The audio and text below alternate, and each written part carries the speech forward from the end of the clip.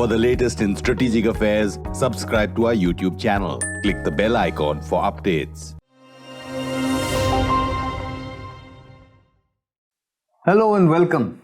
Last week, I spoke about America's humiliating retreat from Vietnam way back in 1975 after a decade-long war that didn't go anywhere. In this week's Simply Nitin, I'm going to talk about what's happening in Afghanistan 20 years after American forces came into Afghanistan in October 2001. I am Nitin Gokhale.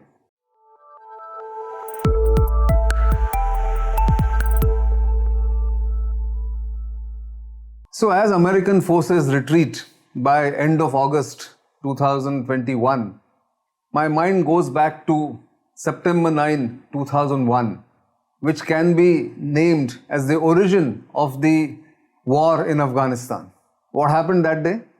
That day, Ahmad Shah Massoud, the leader of the Northern Alliance, also known as the Lion of Panjshir, was assassinated by two assassins posing as camera persons of a television station in his den, in his operations headquarters. 2 days later, terrorists attacked America, the World Trade Center, and of course the Pentagon and other places in US, killing more than 3,000 civilians. Airplanes were hijacked, and as all of you know, the team, the suicide bombers were led by Muhammad Atta, an Egyptian who was an Al-Qaeda member, and this planning was done by Osama bin Laden, who was the leader of Al-Qaeda, and of course his closest associates.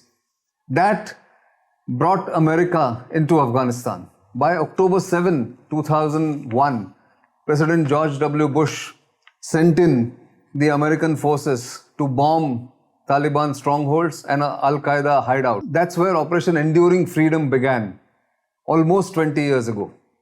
And of course, the airstrikes became a norm for the next few months. Between November 9 and November 14, 2001, most of the strongholds of Taliban fell to American forces as well as the Northern Alliance warlords like Abdul Rashid Dostum, who started advancing on the Taliban headquarters, the Taliban strongholds, and drove them away. The Taliban didn't get killed in very large numbers, they just fled to Pakistan. In fact, one of the first battles, decisive battles of that first few months in Afghanistan took place in Herat. And it was made into a movie called 12 Strong. If you haven't seen it, do go and see a movie called 12 Strong, where a small band of American Special Forces fighters help Abdul Rashid Dostum and his ragtag army of a militia in going into the Herat stronghold of the Taliban and driving them away. So Osama bin Laden escaped to a cave complex called Tora Bora and stayed there for almost 15-20 days before escaping to Pakistan. That was the end of the hunt for Al-Qaeda leadership in Afghanistan itself. Why the American forces didn't take the lead in hunting down Osama bin Laden that time still remains a mystery. And of course, then the first interim government in Afghanistan was sworn in. Hamid Karzai became the first president chosen, selected to lead the interim arrangement that time. And the Taliban, of course, collapsed, as I mentioned. But the Taliban collapsed in the sense that they just melted away into the tribal areas of adjoining Pakistan, which has been the enduring problem as far as the war in Afghanistan is concerned. And I'll come to that shortly, why that war has been a problem for the United States and the NATO forces. Over this last decade, it's been 20 years as I mentioned, but from 2010 onwards, in fact, if you look at what happened between the first democratically elected government, which was again led by Karzai. In 2004, he was the first democratically elected president of Afghanistan. And then ever since then, the situation in Afghanistan kept on going up and down. Sometimes the NATO and American forces would get an upper hand.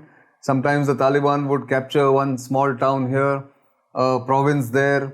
And of course, it kept yo-yoing between the way the control of some of these towns were changing hands between the American or NATO forces and the Taliban. The Taliban bided its time. The Americans started helping the Afghan society to rebuild some of the infrastructure. Remember, even India has played a major part by investing and pouring in $3 billion of funds into creating something enduring, of the parliament building, the dam in one of the provinces, various education initiatives, various training initiatives. India did a lot of what is called a soft power demonstration in Afghanistan for a long-term effect. The NATO and American forces kept on increasing and then decreasing their forces according to the situation. There have been 18 commanders of NATO and American forces between 2001 and 2021. The Americans, of course, had very important and very effective leadership coming in at some point or the other. Stanley McChrystal, for one, who was known as a guru of counterinsurgency. He was made overall commander of the American and the NATO forces, but he had to go out in disgrace, resign, because he gave an interview to Rolling Stones magazine where he criticized Obama administration's decisions on Afghanistan. There was a surge ordered by President Obama in 2009-10, but that didn't help. The Taliban kept mutating, if you may, and coming back or reappearing and trying to take control of some of the remote provinces. General David Petraeus, again a hero of Iraq, who brought the situation under control in Iraq, was brought into Afghanistan after Stanley McChrystal. He tried his best. Again, the situation was stable, but beyond that, they couldn't really fully control Afghanistan.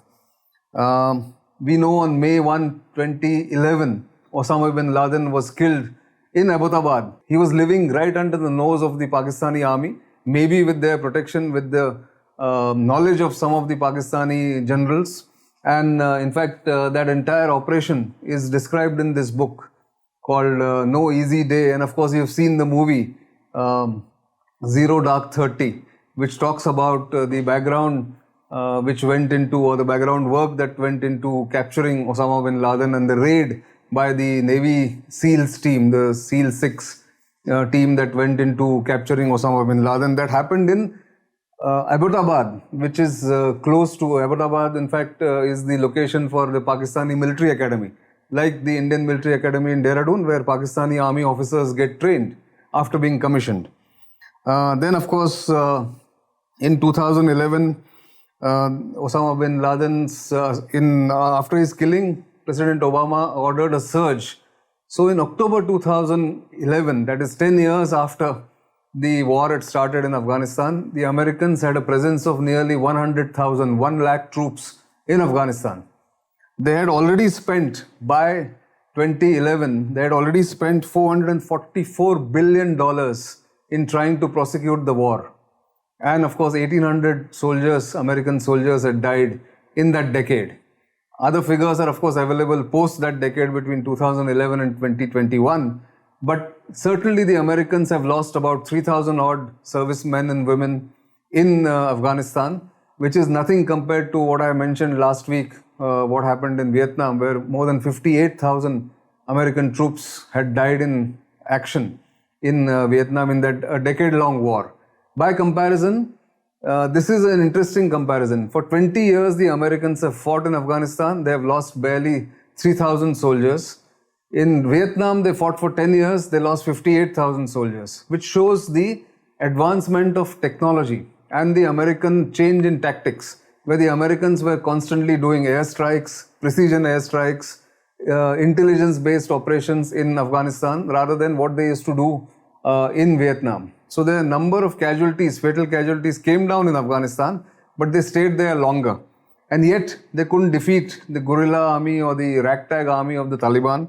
And now they are leaving in disgrace in a way.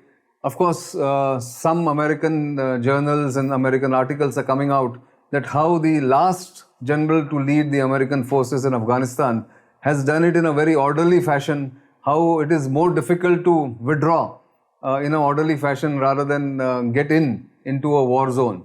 But that's just some consolation, because the Americans, remember, left their largest air base and largest base in Afghanistan called Bagram Air Base just outside Kabul surreptitiously. They left it, they sort of upped and left at night without handing over the control of the Bagram Air Base to the Afghan forces, who are fighting resolutely against the Taliban and of course the Pakistani army. Remember, the Taliban is not alone. It is supported by the Pakistani army, the Pakistani forces and Pakistani arms, funding and intelligence support. And yet the Afghan forces, their special forces, are trying to capture and recapture some of the towns. It's a ding-dong battle, it's a very tough battle, and it may go on. The civil war again has erupted in Afghanistan. It may go on for another 2, 3, 4 years, we don't know. And one of the assessments by Indian sources and Indian intelligence agencies is that the Taliban might get control of some of the rural districts, rural areas, but it's very difficult for them to capture cities because the Afghan forces are well trained, and in fact Kabul is protected by over 70,000 Afghan troops, well trained, well equipped and better sort of positioned troops.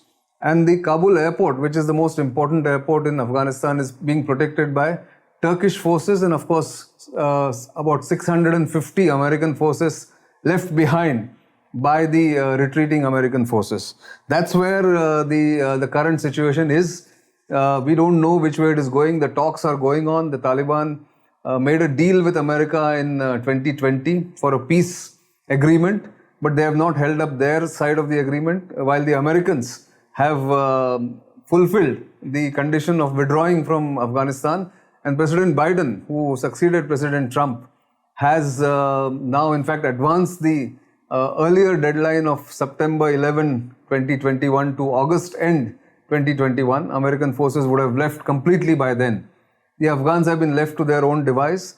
But remember, in these intervening 20 years, 2 decades, the Afghan society has changed. Afghans have become more educated, they are more Western educated, they are more democratically kind of inclined. And of course, women have become more empowered in Afghanistan. They have become pilots, they have become educators, they have become peace builders, they have become ambassadors.